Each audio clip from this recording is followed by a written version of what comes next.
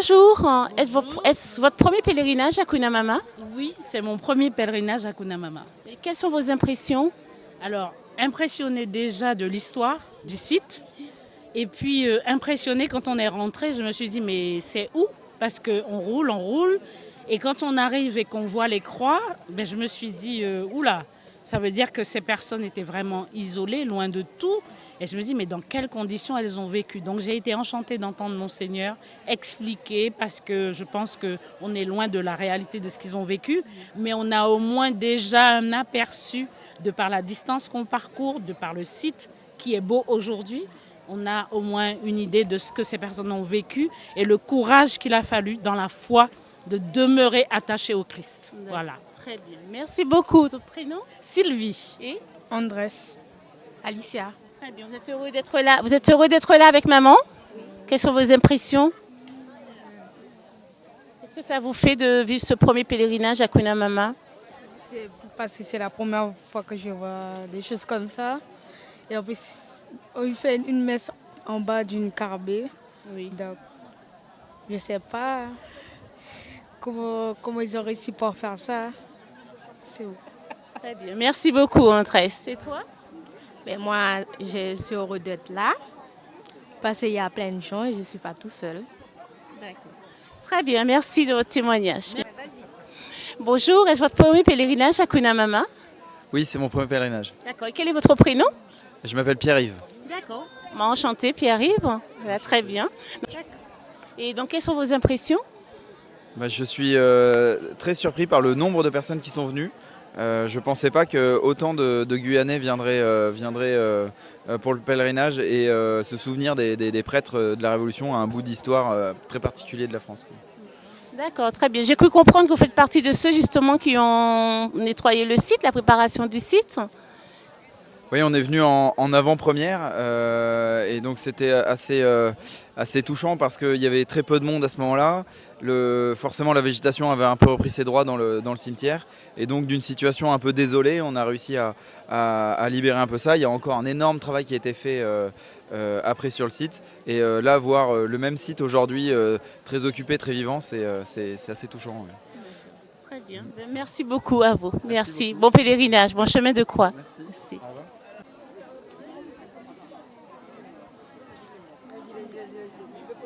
Oui. On fera le chemin de croix tout de suite après le chapelet. Quel est votre prénom? Yann. Yann. D'accord. Et Yann, donc ça fait la deuxième fois que vous venez. Et est-ce que vous avez des impressions différentes par rapport à votre premier pèlerinage à Kunamama?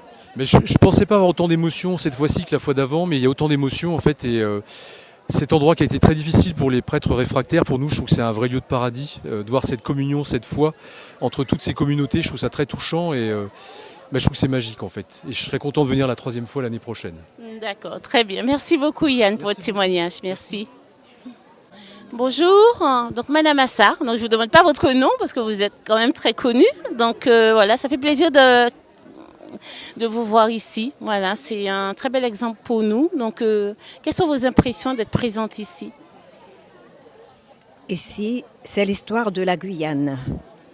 Ces prêtres réfractaires qui ont été des martyrs, quand on sait comment on les a maltraités, je pense que c'est une bonne chose de se souvenir de ce qu'ils ont subi pour notre foi. Je dis notre foi parce que nous sommes tous de la religion catholique. Pour notre foi, pour nous donner l'exemple qu'il existe un Dieu et que nous devons, nous aussi, suivre ce que Dieu nous dit, ce que Jésus nous a dit, aimez-vous les uns les autres.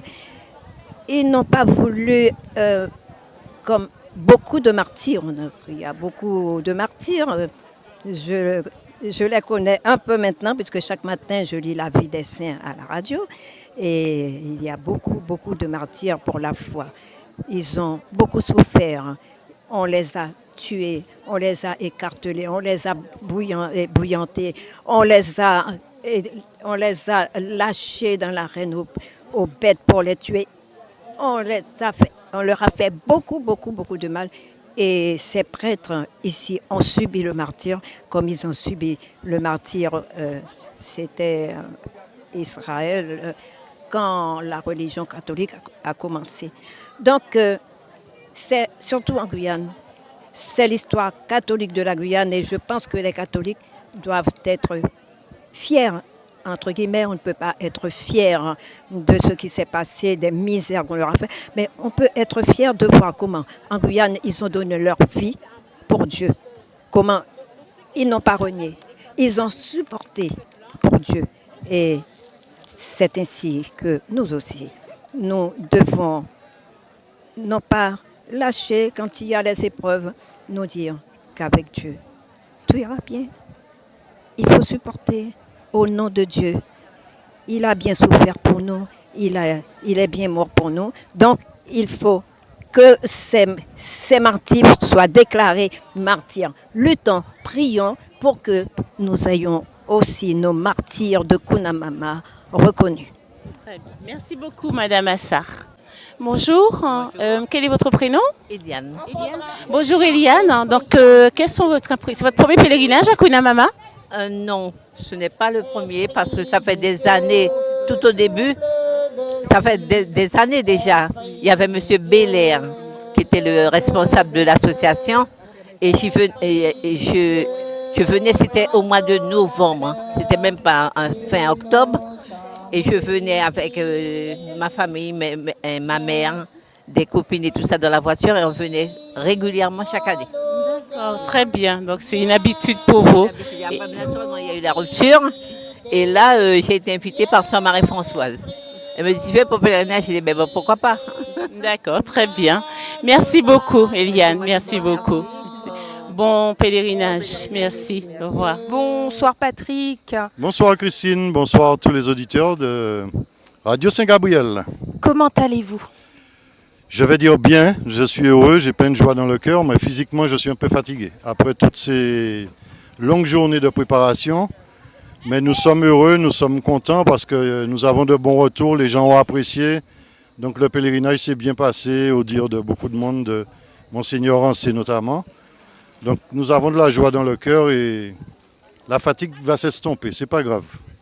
Alors je confirme, on a pu expérimenter une nouvelle organisation qui, pour nous, c'est notre deuxième pèlerinage. Ouais. On sent qu'il y a une autre façon de faire parce que, bien sûr, ça commence à prendre de l'ampleur. Vous confirmez qu'il y a beaucoup plus de monde? Oui, on a eu un engouement cette année auquel on ne s'attendait pas, ce qui fait qu'on a dû faire preuve de beaucoup d'imagination au niveau des bus. Mais nous avons un petit groupe avec Aimé et Emilio Leaco, Christian Clette notamment. Ce sont des gens dévoués qui ont envie que le pèlerinage se passe bien. Donc ils ont tous et toutes porté leur contribution, ce qui fait qu'aujourd'hui on n'a pas eu trop de choses négatives à déplorer. Alors rappelez-nous combien de temps ça prend pour pouvoir préparer un tel événement? Pour bien le préparer, il faudrait qu'on s'y prenne au moins 3 mois à l'avance. On s'est promis là cette année que c'est la dernière fois, mais en 3 semaines, on a quand même réussi à faire un tour de force qui fait que ça s'est relativement bien passé, même si tout n'est pas parfait, mais c'est pas grave. On est heureux, je pense que les prêtres martyrs de Kunamama sont heureux aujourd'hui, qu'on ait pu leur rendre un honneur aussi gigantesque avec Monseigneur Rancé. Oui, je disais justement à Monseigneur que vous avez utilisé cette belle image où vous disiez que vous avez senti la petite tape dans le dos. Oui, je demandais pour taquiner un peu les gens, est-ce que les prêtres, parce qu'on sent leur présence, on sent qu'ils sont avec nous. Ce qu'on souhaite, c'est qu'à travers toutes les prières que nous avons réciter aujourd'hui qu'ils vont intercéder pour nous de là où ils sont, pour notre diocèse, pour nos prêtres, pour nos évêques, pour que notre diocèse avance et puis que nous puissions vraiment partir sur de nouvelles routes comme notre évêque Monseigneur Rancé nous le promet. Alors vous avez fait un appel aussi à dons, est-ce que vous voulez en profiter pour pouvoir le refaire? Oui, merci Christine. Effectivement, nous avons énormément de dépenses. Nous ne voulons pas mettre le diocèse à contribution, quoique Monseigneur nous a promis d'être solidaire avec nous, au cas où nous en aurions besoin. Mais nous nous sommes tous et toutes investis pour que les dépenses puissent être prises en charge. Maintenant, on ne va pas s'arrêter à cette année. Il faut qu'on déjà réfléchisse à ce qu'il faut améliorer l'an prochain, ce qu'on doit faire pour que ce pèlerinage soit encore plus grandiose.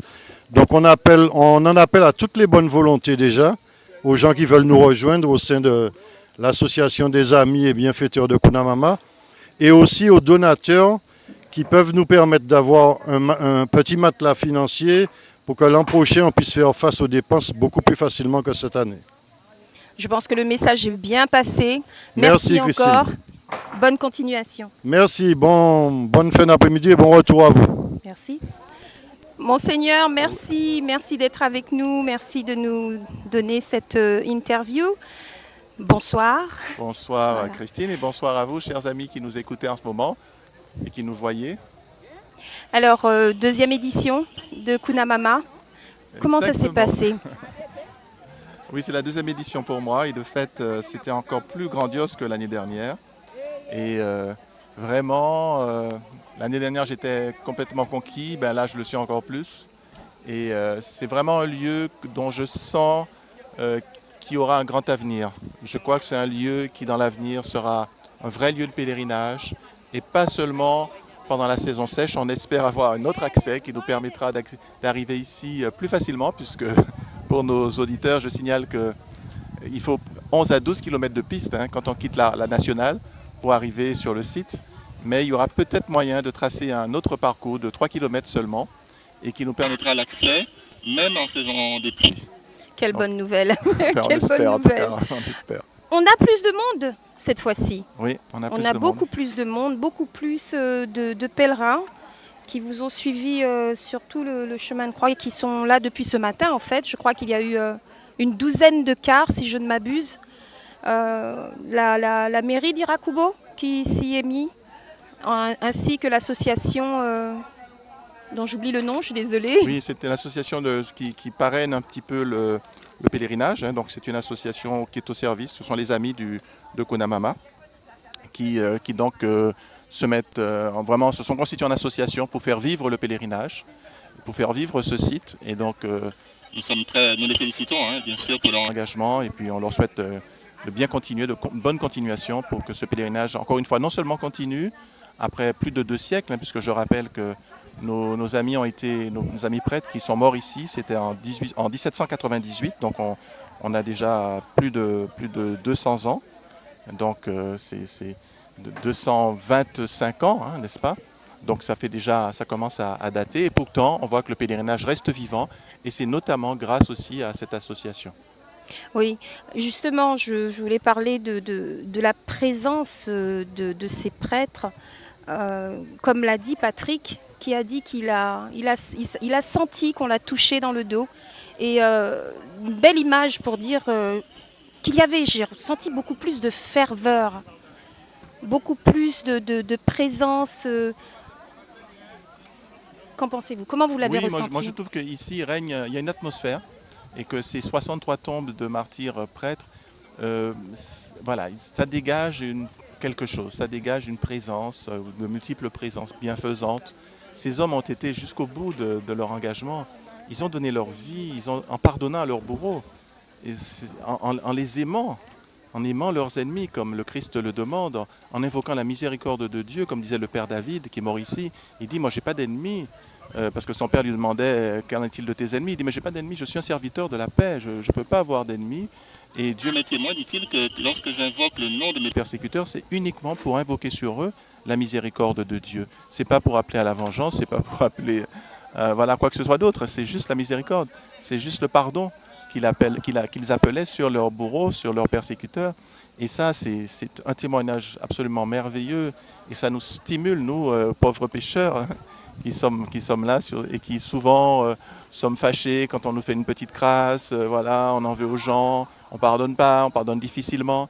Et quand on voit jusqu'où ces hommes sont allés, on se dit, mais voilà, moi, il n'y a pas de raison de ne pas pardonner, il n'y a pas de raison de ne pas aimer les frères et sœurs, même s'ils sont désagréables, même s'ils ne nous aiment pas. Ouais. Oui, vous avez même senti le besoin de faire une prière pour les malades. Beaucoup plus de personnes se sont déplacées pour ça également. Nous, lentement mais sûrement, nous arrivons à mettre en place ce pèlerinage qui, comme vous le dites, sera beaucoup plus grand dans l'avenir. Oui, je le crois.